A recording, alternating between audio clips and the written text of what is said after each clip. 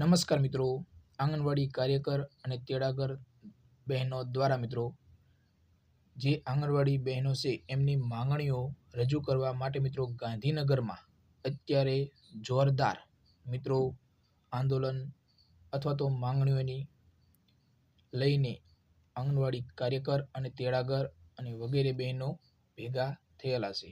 તો શું મિત્રો સરકાર દ્વારા પગારો વધારો કરવામાં આવશે અને શું આંગણવાડી બહેનોની જે માંગણીઓ છે એ સરકાર સાંભળશે?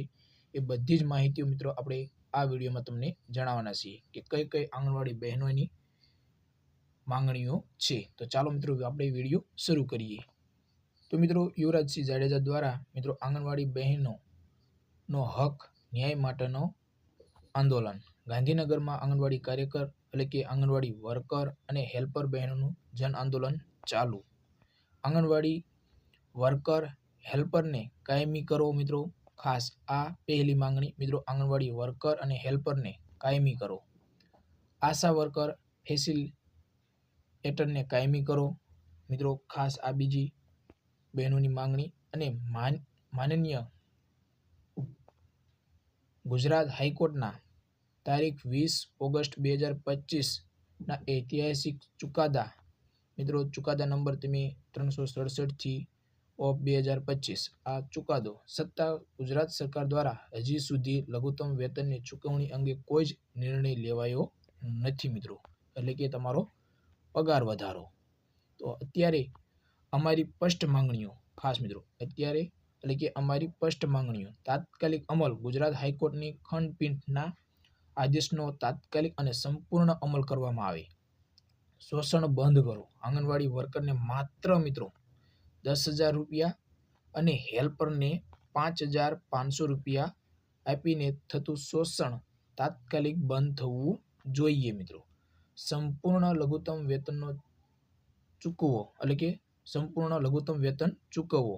આંગણવાડી વર્કરને કુલ મિત્રો 24,800 ગુજરાત હાઈકોર્ટ દ્વારા કહેવામાં આવ્યું છે, જ્યારે હેલ્પરને 20,300 રૂપિયા લઘુત્તમ વેતન ચૂકવવામાં આવે એવું મિત્રો આ કહેવામાં આવેલું છે ગુજરાત હાઈકોર્ટ દ્વારા. હવે મિત્રો કાયદેકીય લડત અને સત્ય. માનનીય હાઈકોર્ટના સ્પષ્ટ ડાયરેક્શન બાદ પણ સરકાર અમલમાં જશે તો એટલે કે સરકાર અપીલમાં જશે તો પણ સુપ્રીમ કોર્ટ આંગણવાડી બહેનોના બંધારણીય અધિકારો આર્ટિકલ 14, 16, 21 અને 39D ને સમર્થન આપશે જ. સુપ્રીમ કોર્ટ તાજેતરમાં 6 ઓગસ્ટ પણ ચુકાદો આપીને ઓછા પગારે શોષણ ન કરી શકાય એ વાત પર ભાર મૂક્યો છે મિત્રો.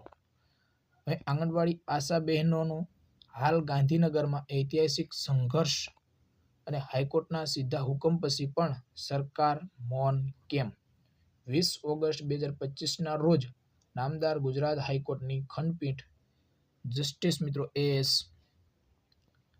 સોફિયા અને જસ્ટિસ TS એ સ્પષ્ટ અને સીધો ડાયરેક્શન આપ્યો છે. આંગણવાડી વર્કર, હેલ્પર અને આશા વર્કર ફેસિલિટેટર લઘુત્તમ વેતન આપો. હાઈકોર્ટ કહે છે લઘુત્તમ વેતન આપો. સુપ્રીમ કોર્ટ કહે છે લાંબા સમયથી કામ કરનાર કર્મચારીઓને શોષણ નહીં ચાલે. અને પણ ગુજરાતની ભાજપ સરકાર હજુ પણ વિચારણામાં. તો મિત્રો ખાસ આપણે સરકાર પાસે આશા રાખીએ કે જે પણ બહેનોની માંગણીઓ છે એ મિત્રો પૂર્ણ કરશે.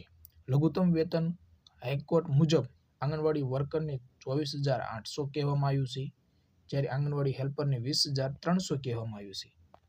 આજે હકીકત શું છે મિત્રો? વર્કરને 10,000 અને હેલ્પરને 5,500 એ સમગ્ર ડિજિટલ કામ FRS, THR, BLO ફરજો અને શોષણ નહીં કહીએ તો શું કહીએ? કોર્ટ કહે છે પછી નહીં. ખુદ પહેલ કરીને ચુકાદો અમલમાં મૂકશો તો જ આંગણવાડી આશા બહેનોનો સરકારને ન્યાય આપનારી સરકાર તરીકે યાદ રાખશે. આંગણવાડી બહેનોના આંદોલનને કલંક નહીં, સરકારની સંવેદનશીલ પ્રતિસાદની જરૂર છે મિત્રો. આ લડત કોઈ પાર્ટીની નથી, કોઈ સંગઠનની નથી.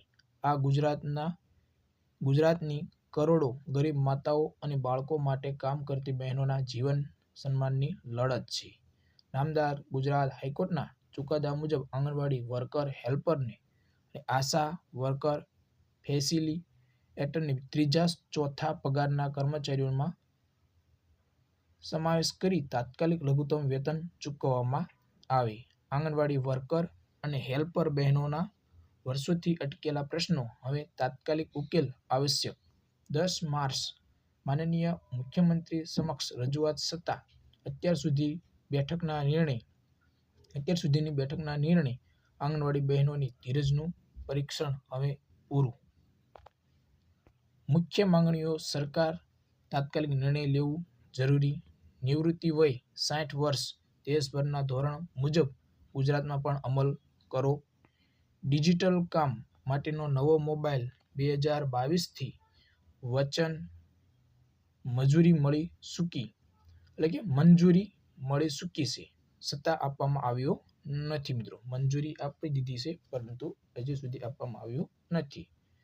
ત્રીજું, FRS સિસ્ટમના ગંભીર તકલીફો: network, OTP, KYC, photo capture, ગરીબ લાભાર્થીઓને THR મળવાનું પણ અઘરું.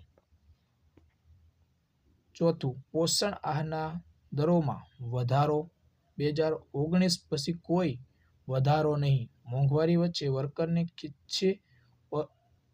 ખીચ્ચે ભરવું પડે છે. પ્રમોશનમાં વયમર્યાદા રદ કરો. એક વખત જિલ્લા તાલુકા ફેરબદલીની છૂટ. PF પેન્શન, PSI જેવી સુરક્ષા યોજનાઓનો લાભ. આગોતરા એડવાન્સમાં પોષણ આહારની રકમ કેન્દ્રના ખાતામાં જમા કરો. ICDS સિવાયનું વધારાનું કામ બંધ. BLO કામ સહિત શાળા જેવી 1 મહિનાની રજા અને 30 દિવસ વાર્ષિક ભરપગારી રજા. MMY સ્ટોક સમયસર સંપૂર્ણ પ્રમાણમાં પહોંચાડો અને ડ્યુટી દરમિયાન અકસ્માત વળતરની વ્યવસ્થા કરી આપો. એ બધી જ માંગણીઓ છે મિત્રો. તો આ બધી જ આંગણવાડી બહેનોની માંગણીઓ છે. તો આપણે આશા રાખીએ કે સરકાર દ્વારા ખૂબ જ સારો નિર્ણય લેવામાં આવશે અને બધી જ માંગણીઓને એમની પૂરી કરે એવી આપણે મિત્રો આશા રાખીએ છીએ. કારણ કે અત્યારે આંગણવાડી બહેનો ગાંધીનગરમાં પોતાની માંગણીઓ રજૂ કરવા માટે પહોંચેલા છે. તો મિત્રો, આટલી બહેનોની માંગણીઓ છે જે આપણે આ વિડીયો થ્રુ તમને જણાવવાનો પ્રયત્ન કર્યો છે. બાકી મિત્રો, આપણે ચેનલ ઉપર તમને અવનવી માહિતી આંગણવાડી બહેનોને લગતી જે કાંઈ અપડેટ હશે એ આપણે તમને આપણી આ ચેનલ ઉપર જણાવતા રહીશું. બાકી આપણે મિત્રો ટેલિગ્રામ ચેનલ છે જેની લિંક વિડીયોના ડિસ્ક્રિપ્શનમાં આપેલી છે. તો આજે જ જોડાઈ જઈએ. જય હિન્દ મિત્રો.